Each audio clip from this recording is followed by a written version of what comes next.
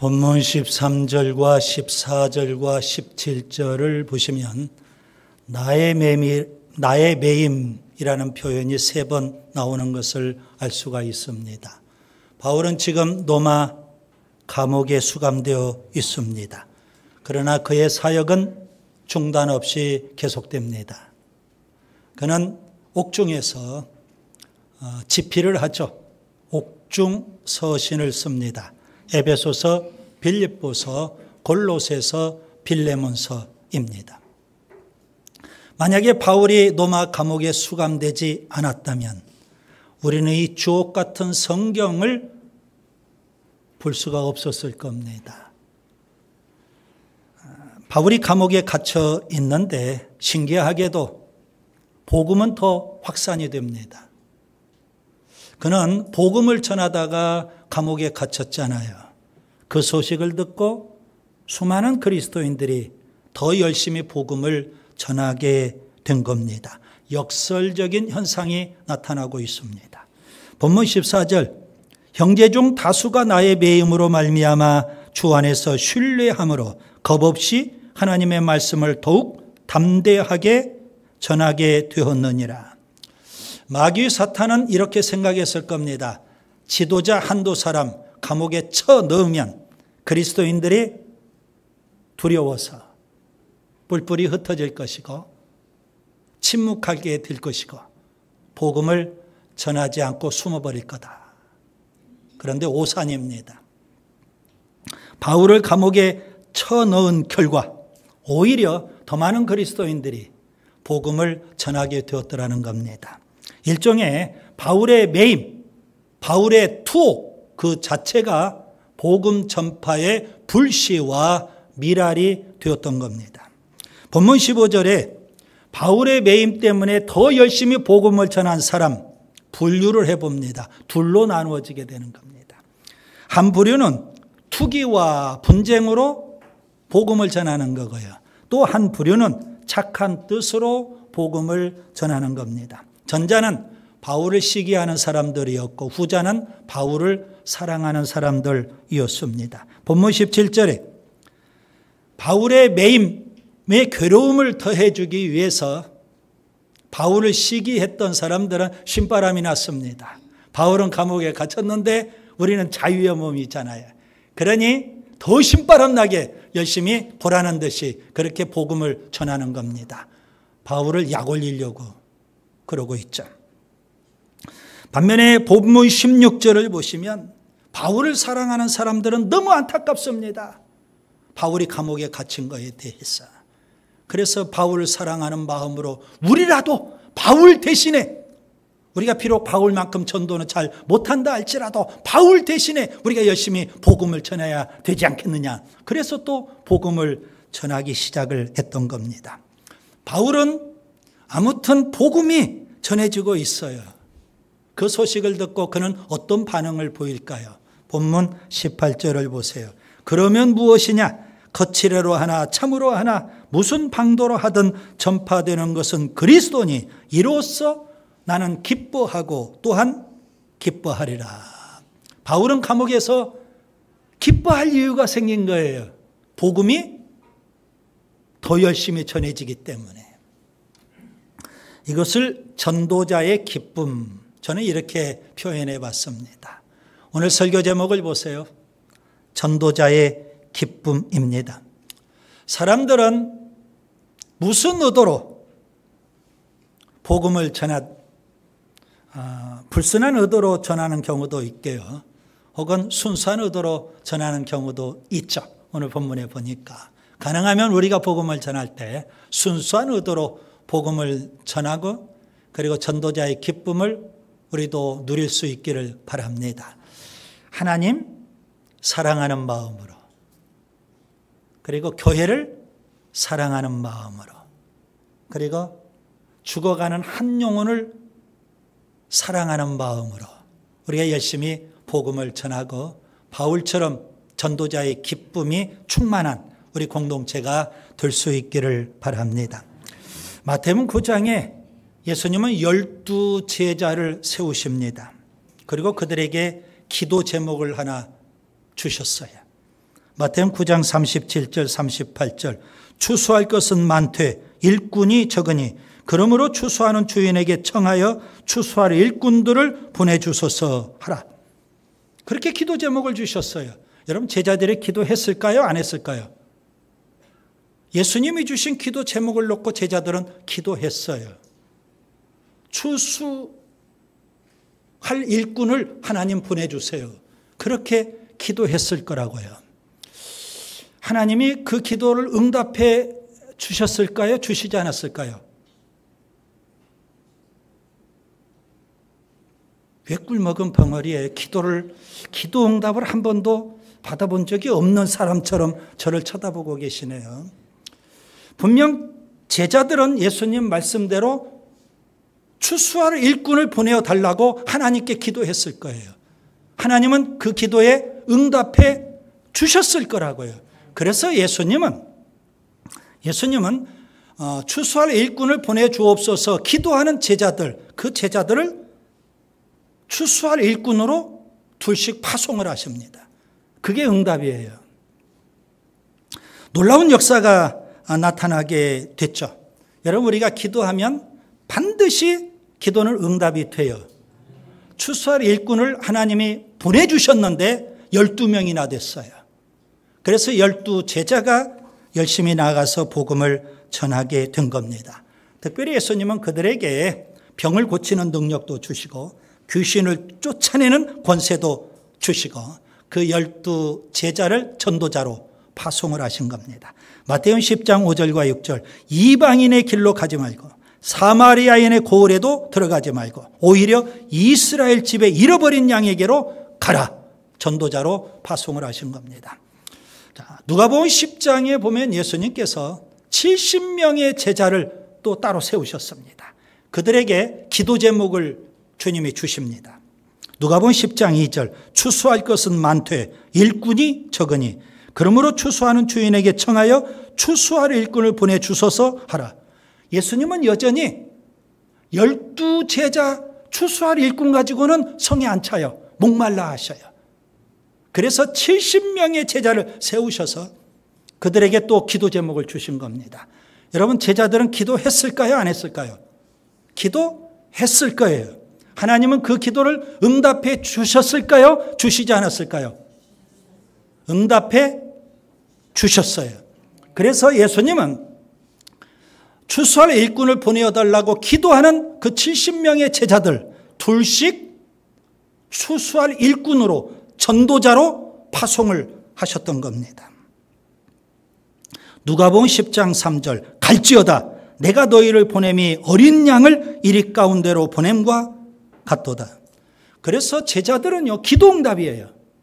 70명의 제자들은 기도 응답을 갖고 이제는 복음을 전하는 전도자로 나가서 열심히 복음을 전하는 겁니다. 놀라운 역사가 나타났어요.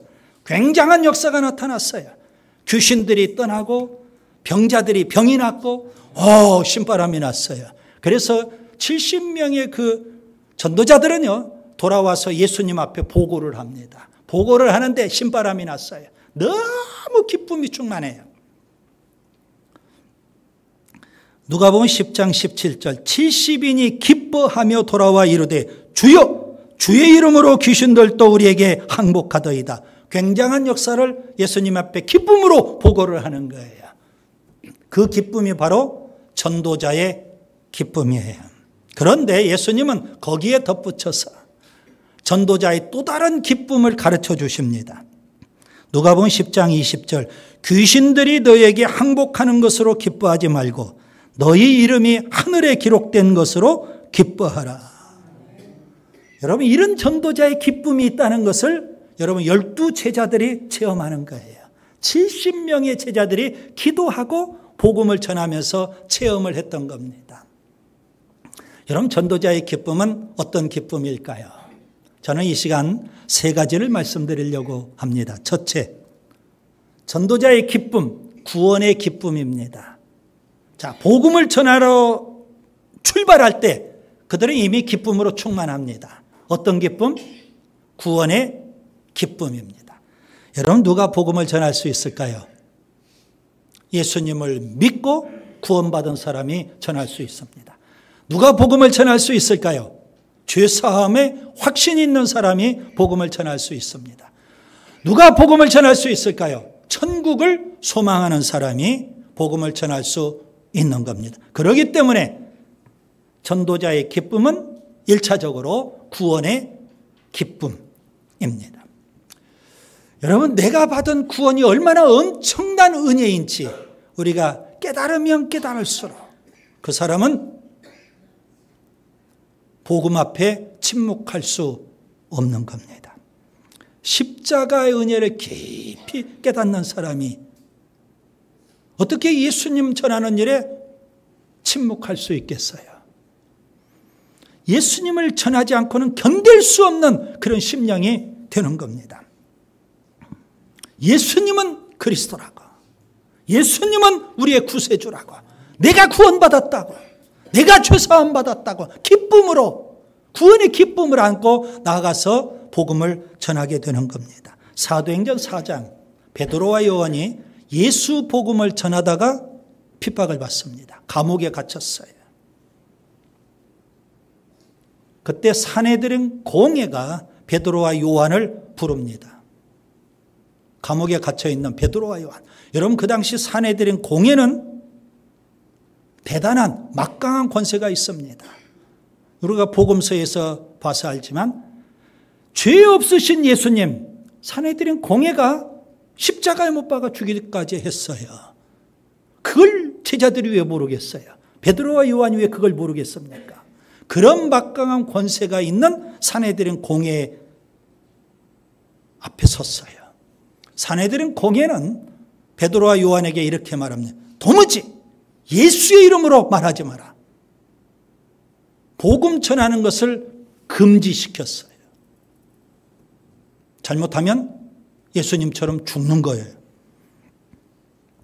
그런데 생명의 위협을 받는 베드로와 요한은 산헤드린 그 막강한 권세 앞에 뭐라고 말할까요? 사도행전 4장 19절 20절 하나님 앞에서 너희의 말을 듣는 것이 하나님의 말씀을 듣는 것보다 옳은가 판단하라. 우리는 보고 들은 것을 말하지 아니할 수 없다. 우리는 복음을 전하겠다는 겁니다. 그들은 구원의 기쁨이 있거든요. 예수 그리스도를 통해서 내가 죄사함 받고 내가 구원받았어요. 이 구원의 감격과 기쁨을 산헤드린 공회가 어떻게 빼앗아갈 수 있겠어요? 말하지 아니할 수 없어요. 그래서 그들은 예수 복음 전하겠다는 겁니다. 그 당시 예루살렘 교회는 어떻게 기도했을까요? 산헤드린 공회가 예수의 이름으로 도무지 말하지 마라, 그렇게 금지령을 내렸는데도 불구하고 예루살렘 교회는 이렇게 기도합니다. 사도행전 4장 29절 주여 이제도 그들의 위협함을 굽어보시옵고 또 종들로 하여금 담대히 하나님의 말씀을 전하게 하여 주옵소서. 그들은 전도를 위해서 기도해요. 산헤드린 공회가 위협을 하고 그들의 생명을 앗아간다 할지라도 그들은 기도하고 그들은 말하지 아니할 수 없는 겁니다. 구원의 기쁨이 있기 때문에 그래요. 아무도 그들의 구원의 기쁨을 빼앗아갈 수 없어요. 바울은 이렇게 말씀하죠. 로마서 10장 13절부터 15절 누구든지 주의 이름을 부르는 자는 구원을 받으리라. 그런즉 그들이 믿지 아니하는 일을 어찌 부르리요? 듣지도 못한 일을 어찌 믿으리요? 전파하는 자가 없이 어찌 들으리요? 보내심을 받지 아니하였으면 어찌 전파하리요? 기록된 바 아름답도다 좋은 소식을 전하는 자들의 발이요. 여러분, 복음을 전할 때 출발하는 순간부터 복음을 전하는 기쁨의 발걸음, 내 안에 구원의 기쁨이 있기 때문입니다. 둘째, 전도자의 기쁨은 어떤 기쁨일까요? 승리의 기쁨인 줄 믿습니다. 전도는 마귀 사탄과의 영적 싸움입니다. 그렇기 때문에 우리가 출발할 때는 구원의 기쁨을 안고 가고, 그 다음에요, 전도 현장에서는 마귀 사탄과의 영적 싸움에서 승리의 기쁨이 있게 되는 줄 믿습니다.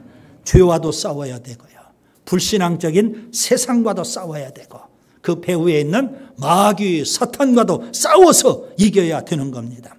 예수님을 보세요. 공생애를 시작하시면서 예수님은 요단강에서 세례자 요한에게 세례를 받으십니다. 물세례를 받으시죠. 그리고 공생애를 시작하시는 겁니다. 자, 예수님이 물세례를 받으실 때 두 가지 현상이 나타납니다. 하나는 눈에 보이는 현상이 나타났고요. 또 하나는 귀에 들리는 현상이 나타났어요. 눈에 보이는 현상은 이겁니다. 하늘이 열렸어요. 그리고 하늘에서 성령이 비둘기처럼 예수님 위에 임하시는 장면이, 예수님이 성령으로 충만하게 되셨죠.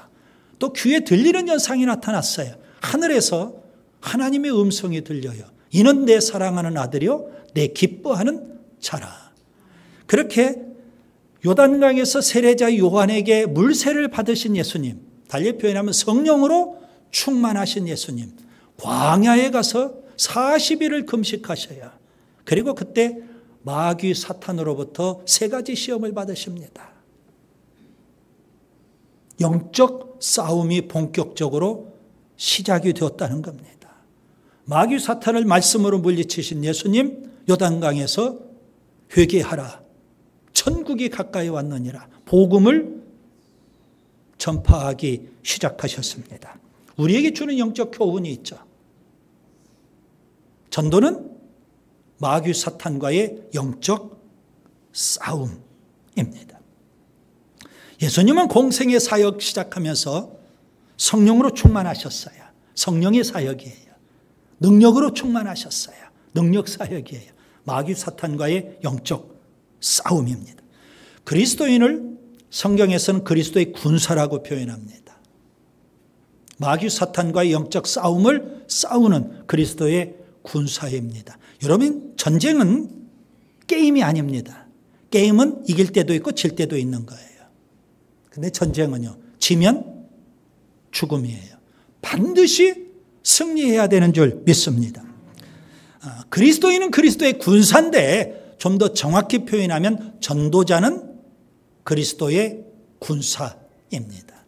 만약에 우리가 복음을 전하지 않는다면, 만약에 우리가 전도자가 되지 않는다면 우리에게는 영적 싸움도 없을 거예요. 그리스도의 군사도 아니라는 말씀입니다. 바울은 에베소서 6장 10절부터 20절에 영적 싸움에 대해서 자세히 우리에게 말씀해 줍니다. 하나님의 전신갑주로 무장하라는 겁니다. 왜 하나님의 전신갑주를 입어야 할까요? 마귀와의 영적 싸움을 싸우기 위해서, 달리 표현하면 복음 전도자가 되기 위해서. 그래서 에베소서 6장 19절에 바울은 이렇게 표현하죠. 내게 말씀을 주사 나로 입을 열어 복음의 비밀을 담대히 알리게 하옵소서. 여러분, 우리가 전도할 때 하나님의 전신갑주로 무장하고 성령의 권능으로 무장해야 될 이유가 바로 여기에 있는 겁니다. 영적 싸움이기 때문에 그래요. 그래서 여러분, 열심히 우리가 복음을 전하면서 마귀 사탄과의 영적 싸움에서 승리하시고 승리의 기쁨을 누릴 수 있기를 바랍니다. 셋째, 전도자의 기쁨, 하늘의 기쁨입니다. 하나님의 기쁨, 이렇게 표현할 수 있죠. 누가복음 15장에 보면 아주 유명한 세 가지 비유가 나옵니다. 잃은 양의 비유, 잃은 드라크마의 비유, 잃은 아들, 탕자의 비유, 이렇게 세 가지 비유가 나와요. 이 세 가지 비유에 공통점이 있습니다. 잃은 것을 찾았을 때, 그때 기쁨이 넘친다는 겁니다. 예수님의 탕자의 잃은 양의 비유를 먼저 말씀하셨어요. 99마리 양보다도 잃어버린 한 마리 양. 목자가 그 양을 찾고 또 찾고 찾으러 가요. 끝내 찾아가지고 어깨에 메고 기쁨으로 돌아온다는 겁니다. 누가복음 15장 7절 잃은 양의 비유를 말씀하시고 이렇게 교훈하십니다. 이와 같이 죄인 한 사람이 회개하면 하늘에서는 회개할 것이 없는 의인 99으로 말미암아 기뻐하는 것보다 더하리라. 이런 드라크마의 비유가 있어요. 드라크마 하나를 잃어버렸거든요. 온 방안을 샅샅이 다 뒤져요. 끝내는 찾아내요. 기쁨이 있다는 거죠. 주님은 이런 드라크마 비유를 말씀하시고 또 이렇게 교훈하십니다. 누가복음 15장 10절 이와 같이 죄인 한 사람이 회개하면 하나님의 사자들 앞에서 기쁨이 되리라. 잃은 아들 탕자의 비유를 말씀하셨어요. 그리고 예수님은 그 마지막에 이런 교훈을 주십니다. 누가복음 15장 32절 내 동생이 죽었다가 살아났으며 내가 잃었다가 얻었기로 우리가 즐거워하고 기뻐하는 것이 마땅하다. 전도자의 기쁨은 하늘의 기쁨, 하나님의 기쁨인 줄 믿습니다. 천하보다 귀한 한 영혼이 회개하고 하나님 앞에 돌아올 때 누가 기뻐할까요? 물론 교회가 기뻐하겠죠.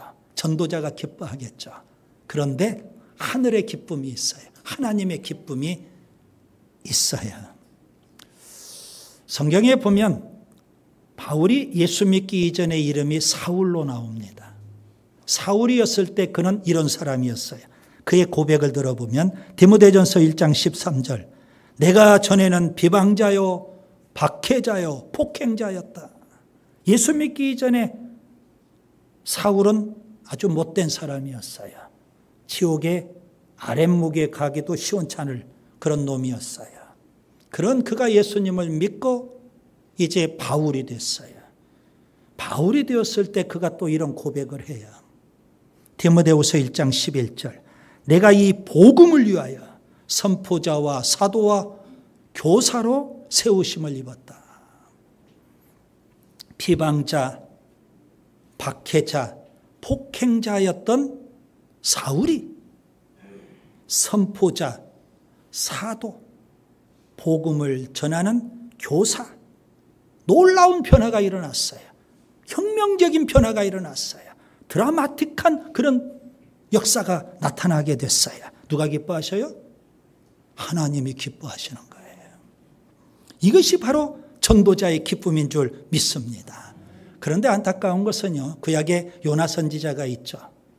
하나님은 그를 전도자로 세우십니다. 그런데 그는 전도자 되는 게 싫어요. 하나님은 그를 니느웨에 보내서 복음을 전하기를 원하셨어요. 그는 니느웨에 가는 걸 싫어하고 정반대 다시스로 도망을 가요. 하나님은 그를 추격해 가십니다. 끝내 큰 물고기 뱃속에서 그를 끌어내 가지고 니느웨로 보내셔요. 가서 전해. 그래서 그는 마지못해서 억지로 복음을 전했어요. 전도자가 됐어요. 놀라운 역사가 나타났어요. 임금으로부터 시작해서 어린아이에 이르기까지 왕궁에 있는 모든 신하들까지 백성들까지 다 회개를 하고 하나님 앞에 돌아와요. 그런데 딱 한 사람, 요나는 싫은 거예요. 니느웨 백성들이 구원받은 거. 왜요? 이스라엘 우리 민족과 원수거든요. 그래서 싫었어요. 그는 전도자의 기쁨을 누리지 못해요. 박넝쿨 밑에서 하나님이 어떻게 하시나 두고 보자.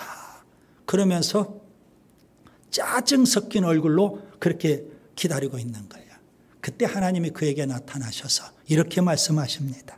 요나서 4장 11절, 이 큰 성읍 니느웨에는 좌우를 분별하지 못하는 자가 12만여 명이요 내가 어찌 아끼지 아니하겠느냐. 그들이 다 주님 앞에 돌아오니까 하나님이 기뻐하셔요. 하늘의 기쁨이 됐어요. 이게 바로 전도자의 기쁨이에요.